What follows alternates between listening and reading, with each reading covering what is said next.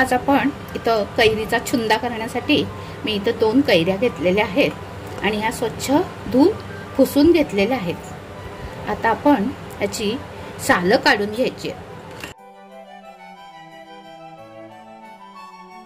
आणि ही सालं काढल्यानंतर ही कैरी आपण आता किसून घ्यायची।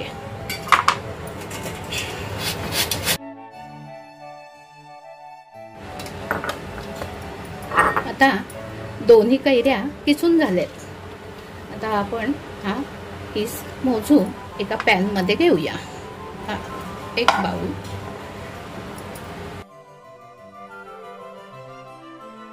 हा 2 बाउल भरून किस घेतलेला आहे।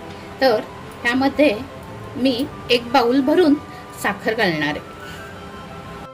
छुंदा करण्यासाठी ह्या कैरीचा किस 2 वाट्या बाउल भरून झालेला आहे। आता हा आपण गॅसवर शिजण्यासाठी ठेवायचा आहे। त्यापूर्वी आपण त्यामध्ये 1 बाउल भरून साखर घालते।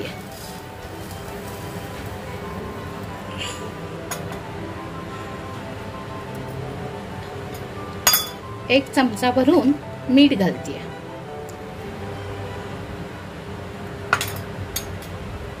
आणि हे सगळं व्यवस्थित मिक्स करून घेऊया। हे व्यवस्थित ढवळून झालंय। आता आपण गॅसवर हे शिजवून घेऊया। हे आपल्याला सतत ढवळत राहायचंय, नाहीतर खाली लागेल किंवा जळेल।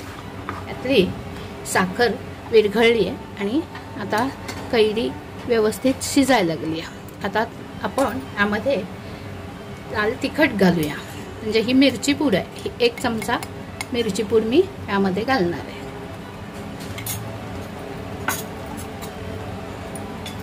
आणि हे जिरे पावडर आहे, जिऱ्याची पूड करून घेतली आहे, ती अर्धा चमचा मी यामध्ये घालणार आहे।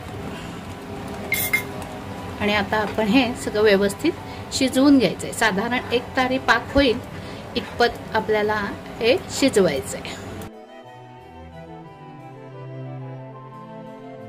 हा छुंदा आपण उपासाला पण खाऊ शकतो, तसंच पोळी बरोबर, भाता बरोबर किंवा ब्रेडला लावून किंवा पराठ्या बरोबर हा छुंदा आपण खाऊ शकतो। आणि आपण बघू शकता आपला हा छुंदा तयार झालेला आहे। साधारण 1 तारी पाक झालेला आहे। आता आपण हे बघू शकतो। आता जरी इतका पातळ दिसत असला तरी तो थंड झाला की थोडा घट्ट होईल आणि आपला छुंदा तयार झालेला आहे। तारी पाक झालेला आहे, आपला छुंदा तयार आहे।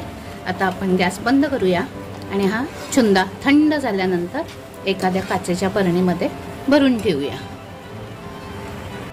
हा छुंदा आता थंड झालाय आणि मी या बरणीमध्ये भरून घेते। हा आंबट, तिखट आणि गोड चवीचा छुंदा आपल्याला आवडला असेल तर लाईक करा, शेअर करा आणि आमच्या अन्नपूर्णा स्वाद 2020 या चॅनलला सबस्क्राईब करा। धन्यवाद।